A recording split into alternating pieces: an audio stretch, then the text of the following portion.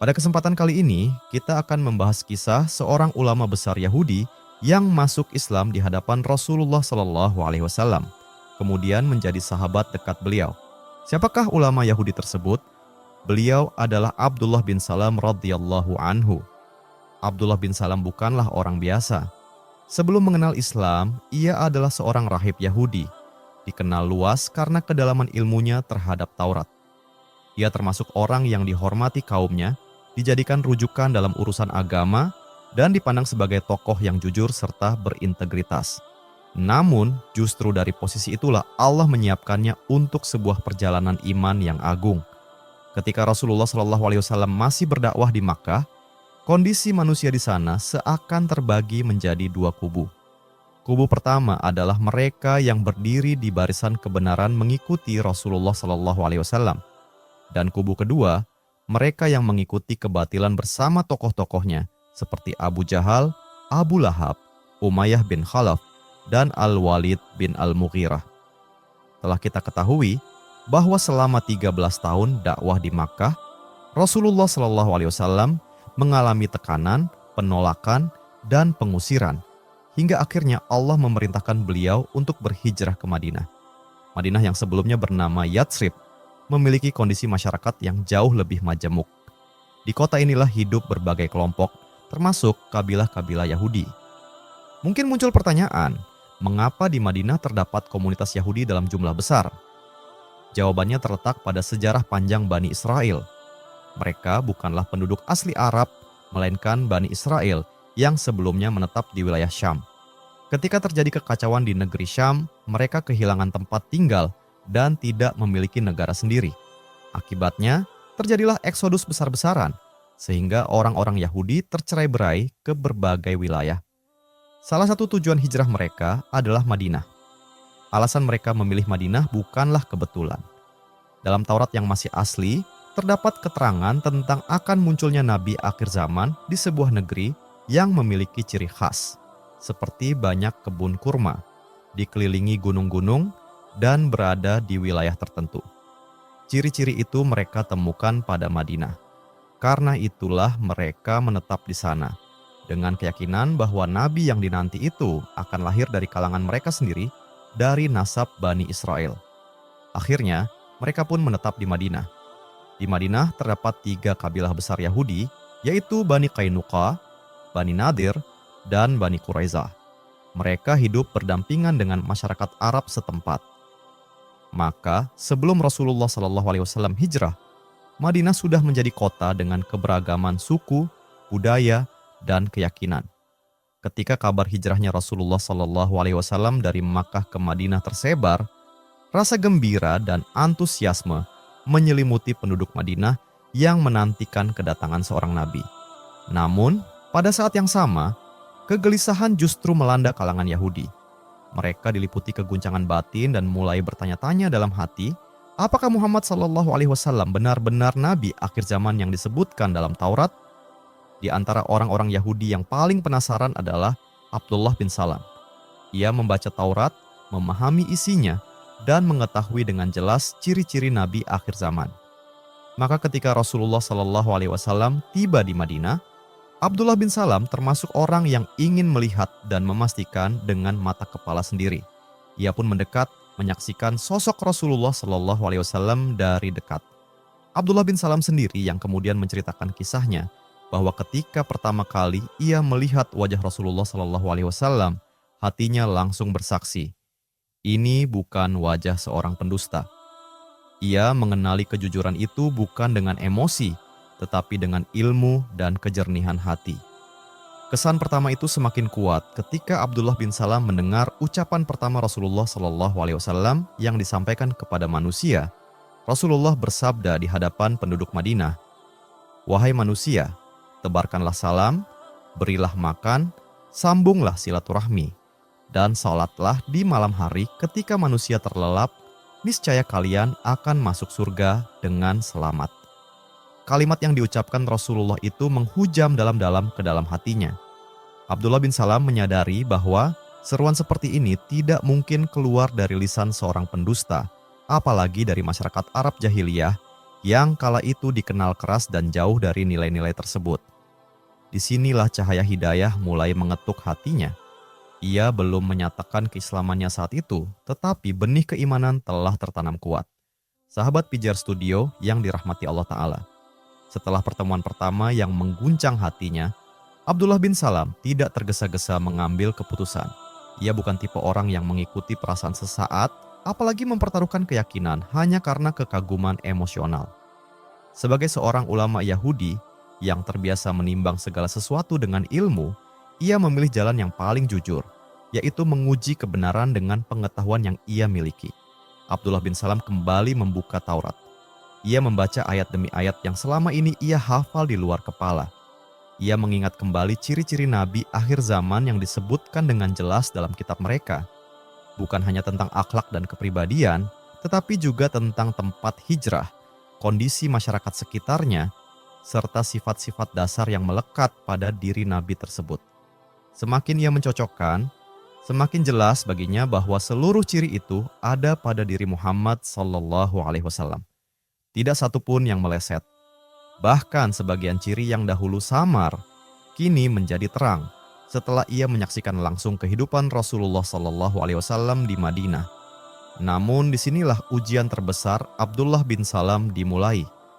Ia sadar betul bahwa menerima kebenaran ini berarti ia harus kehilangan kedudukan, kehormatan, dan pengaruhnya di tengah kaumnya. Ia tahu bahwa kaum Yahudi tidak akan mudah menerima jika salah satu ulama terbesarnya justru mengikuti nabi dari kalangan Arab, bukan dari Bani Israel. Pergulatan batin itu berlangsung dengan sangat berat.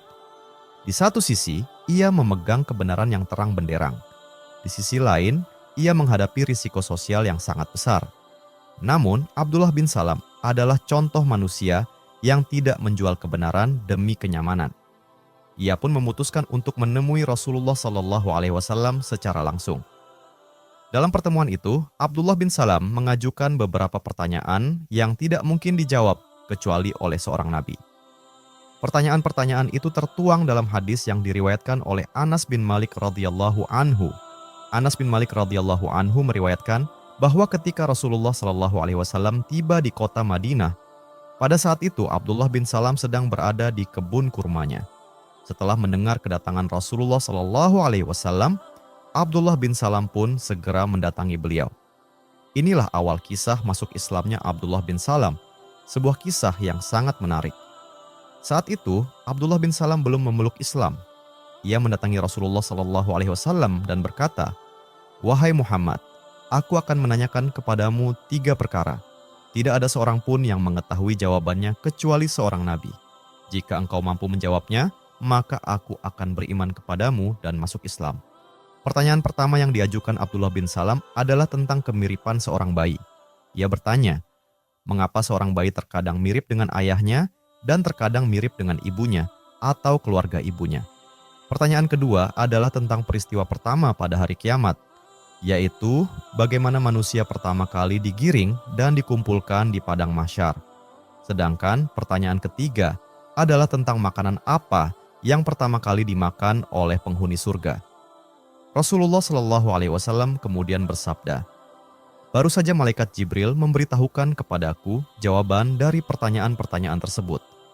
Mendengar hal itu, Abdullah bin Salam terkejut, lalu berkata, "Jibril adalah malaikat yang paling dimusuhi oleh orang-orang Yahudi."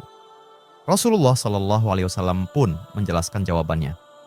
Beliau bersabda bahwa kemiripan seorang anak ditentukan oleh siapa yang lebih dahulu mendominasi.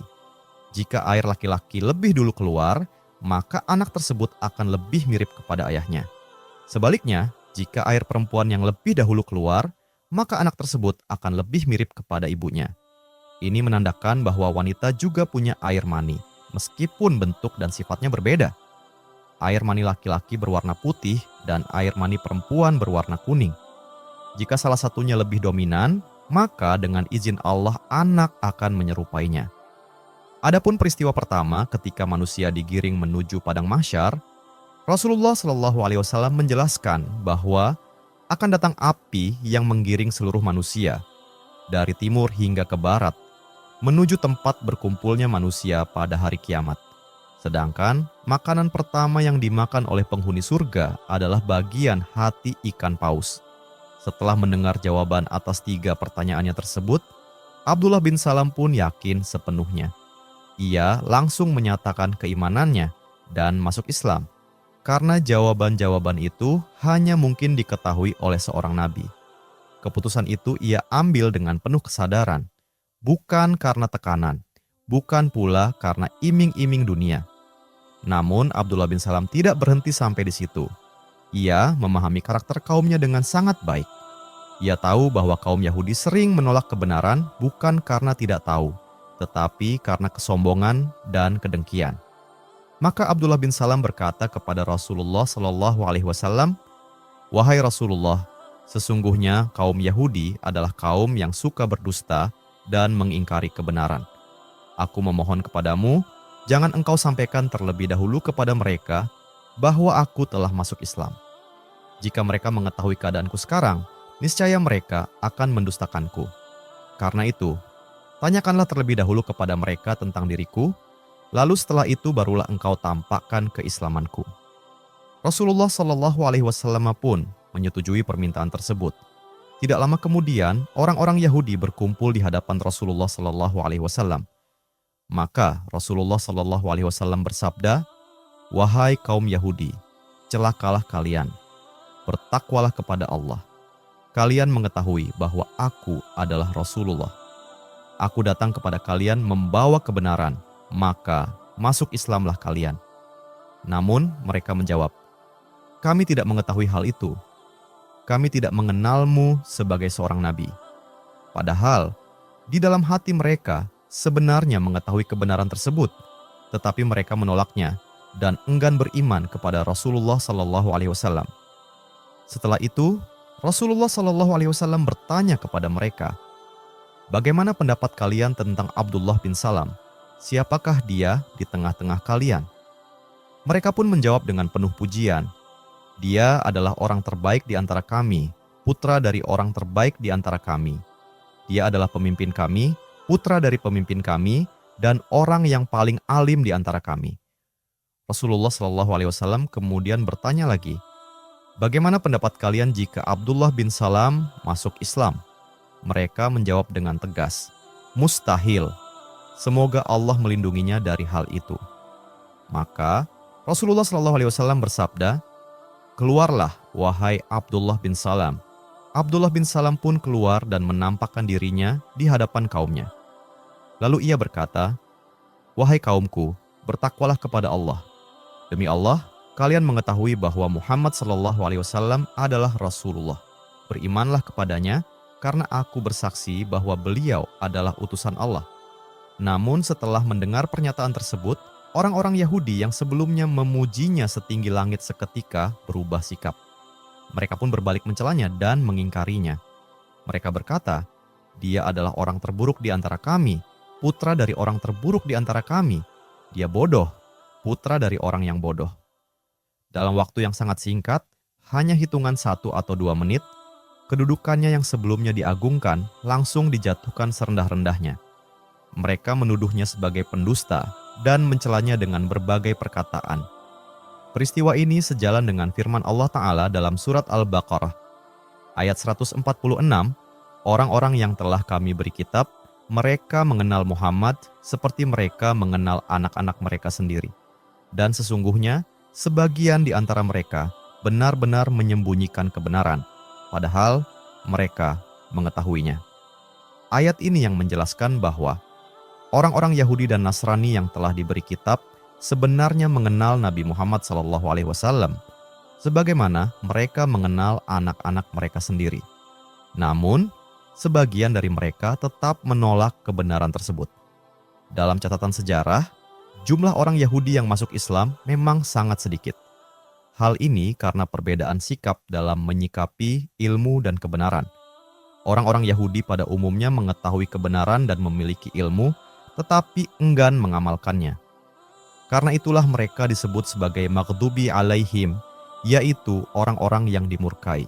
Adapun orang-orang Nasrani, mereka beramal dan beribadah, tetapi tanpa landasan ilmu yang benar.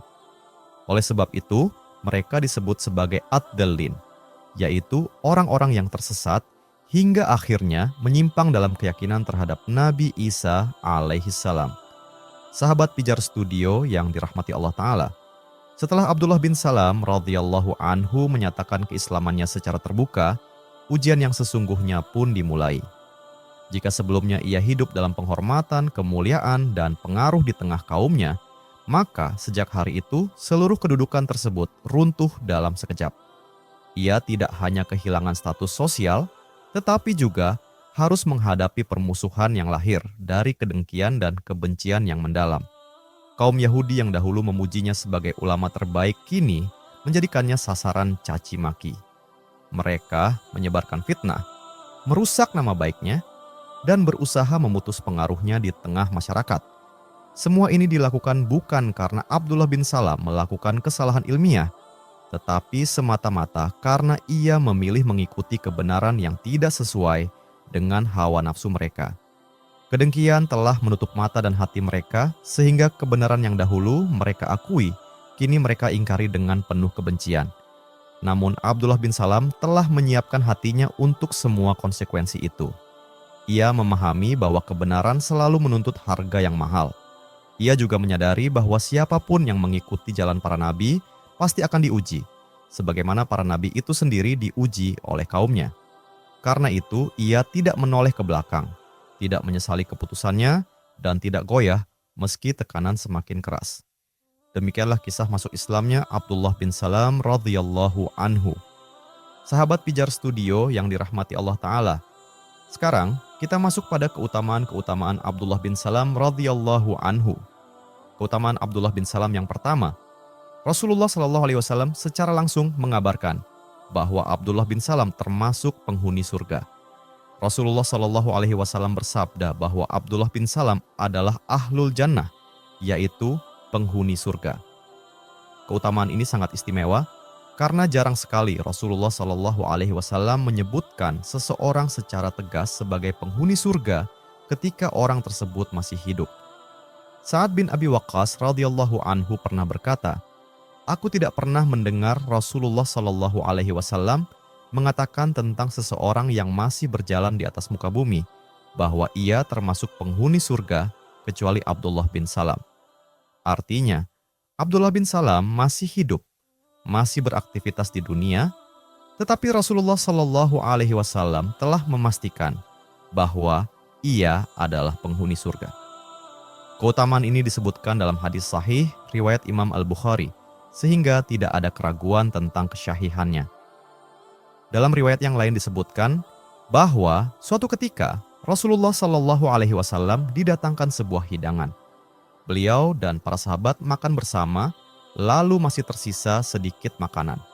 Rasulullah SAW kemudian bersabda bahwa akan datang seseorang dari arah celah bukit dan orang tersebut adalah penghuni surga yang akan memakan sisa makanan itu. Para sahabat pun menunggu dengan penuh rasa ingin tahu. Ternyata orang yang datang adalah Abdullah bin Salam radhiyallahu anhu. Peristiwa ini menjadi dalil tambahan bahwa beliau termasuk penghuni surga, sebagaimana yang telah dikabarkan oleh Rasulullah Shallallahu Alaihi Wasallam sebelumnya. Keutamaan kedua dari Abdullah bin Salam radhiyallahu anhu adalah ilmunya yang sangat luas dan mendalam, yang beliau peroleh langsung dari Rasulullah Shallallahu Alaihi Wasallam. Keutamaan ini ditegaskan melalui wasiat seorang sahabat mulia, yaitu Mu'ad bin Jabal radhiyallahu anhu.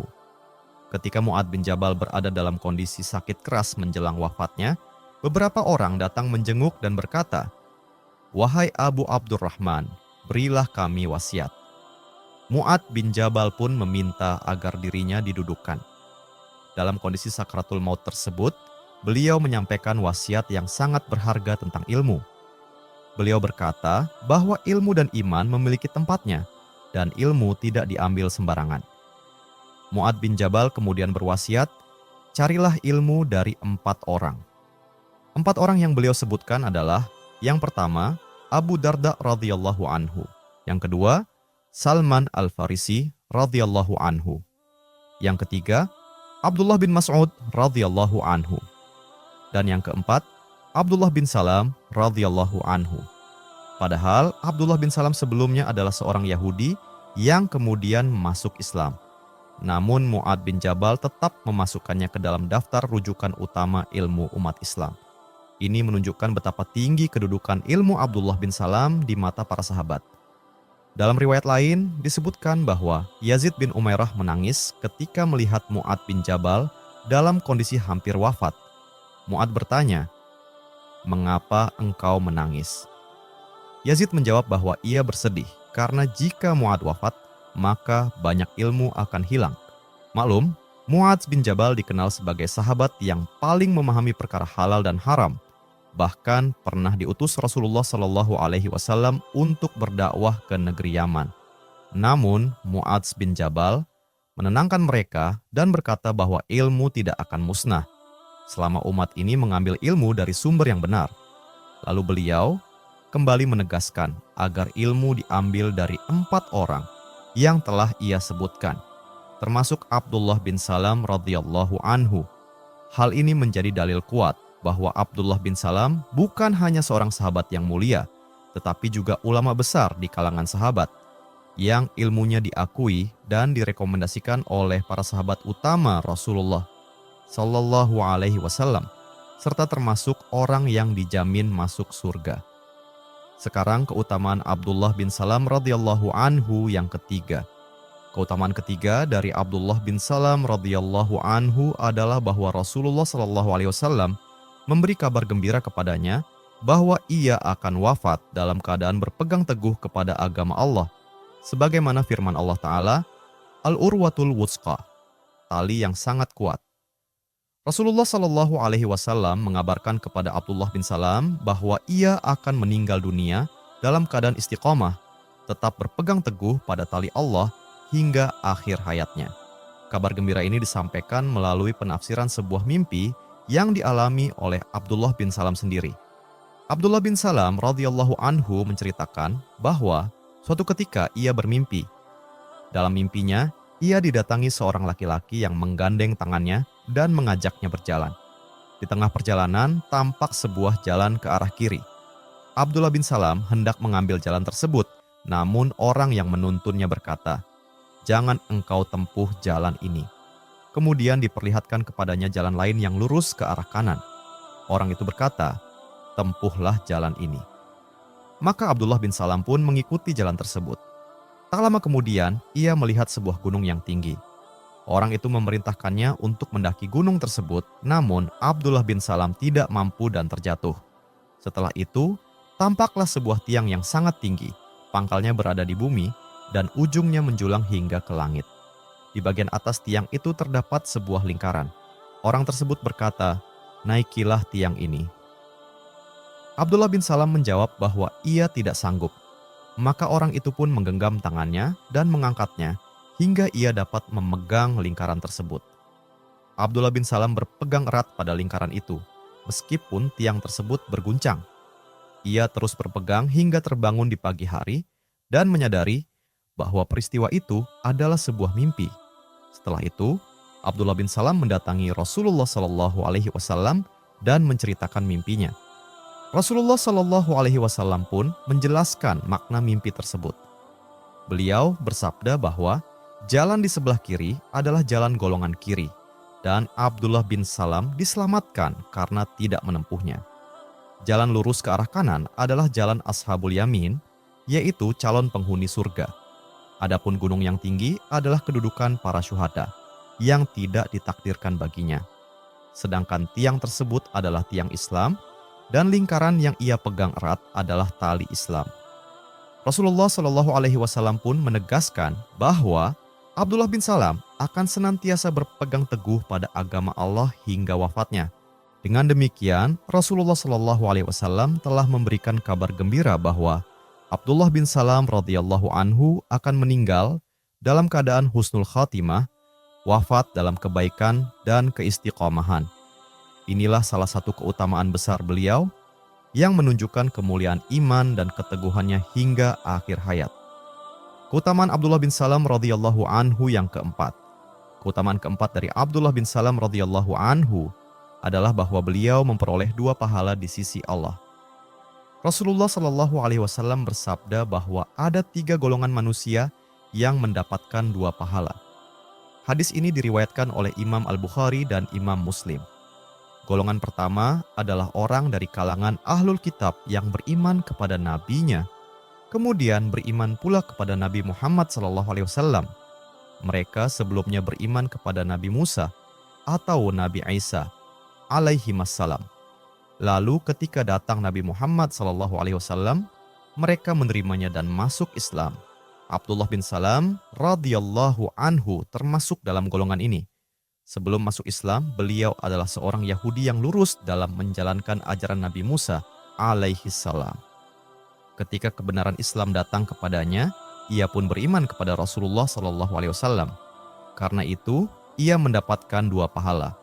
Pahala keimanannya yang pertama dan pahala keimanannya yang kedua. Golongan kedua adalah seorang budak yang menunaikan hak Allah dan juga menunaikan hak tuannya dengan baik.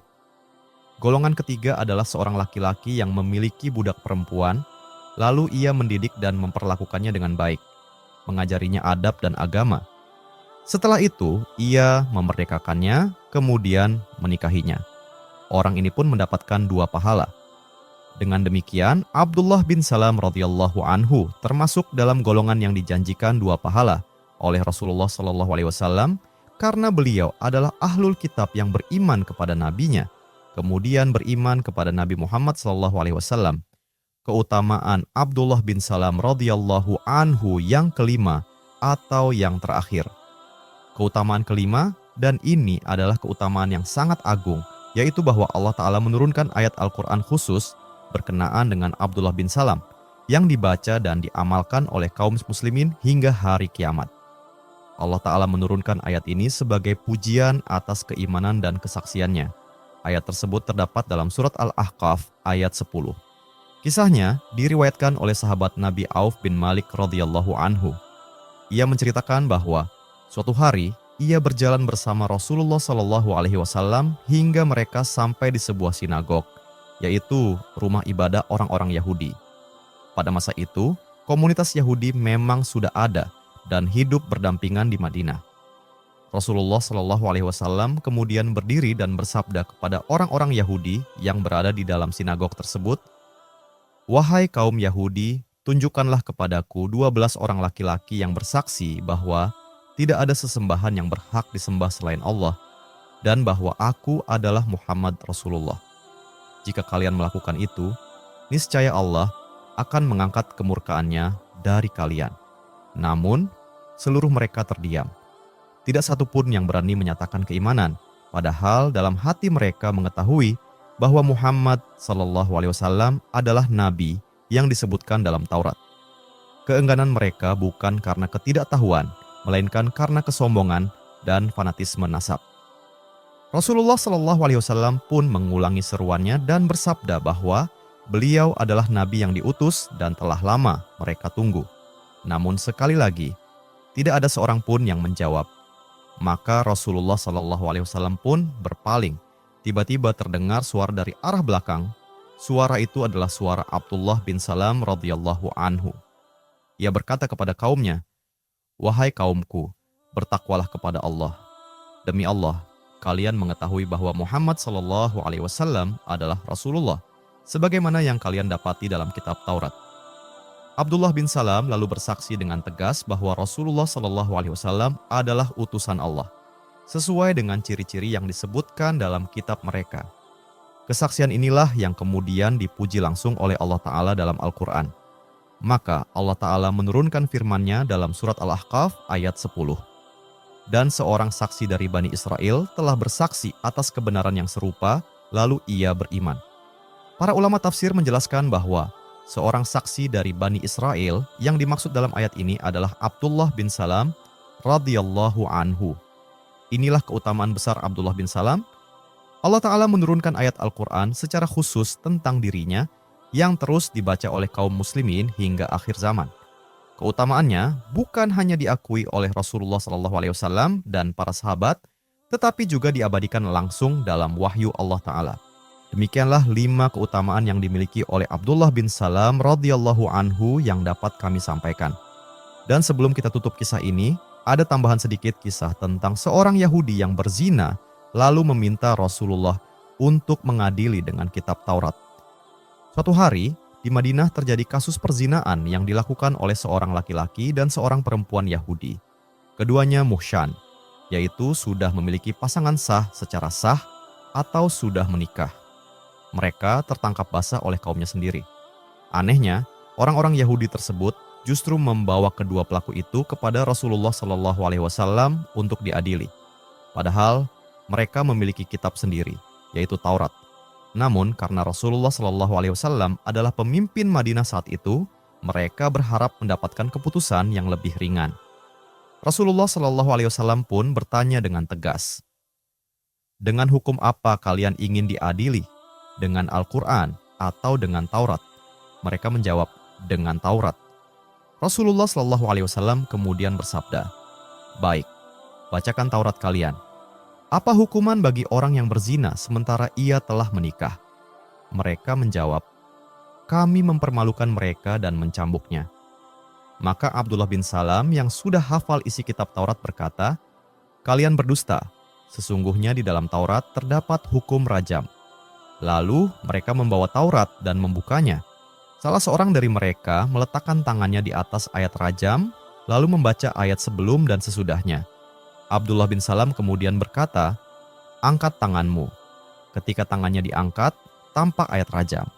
Di dalam Taurat tertulis dengan tegas bahwa hukuman bagi pezina muhsyan adalah rajam. Maka Rasulullah SAW memerintahkan agar hukum Taurat ditegakkan sebagaimana mestinya. Kedua pelaku tersebut pun akhirnya dihukum dirajam, sesuai dengan hukum yang terdapat dalam kitab mereka sendiri. Kisah ini menunjukkan dua hal besar. Pertama, tentang kedalaman ilmu Abdullah bin Salam radhiyallahu anhu yang mengetahui kebenaran kitab Allah meskipun telah banyak disembunyikan. Kedua, bahwa hukum qisas dan rajam bukan ajaran baru, melainkan telah ada sejak syariat Bani Israel. Allah berfirman, "Dan kami telah tetapkan bagi Bani Israel bahwa jiwa dibalas dengan jiwa." Surat Al-Maidah ayat 45. Namun hukum-hukum tersebut telah diubah dan diselewengkan oleh sebagian mereka, lalu disalahpahami seolah-olah hanya milik Islam semata. Kisah ini sekaligus menegaskan kejujuran Abdullah bin Salam, keberaniannya membela kebenaran, dan ketulusannya dalam mengikuti wahyu Allah. Ilmu yang ia miliki tidak ia gunakan untuk menutupi kebenaran, tapi justru untuk menegakkannya.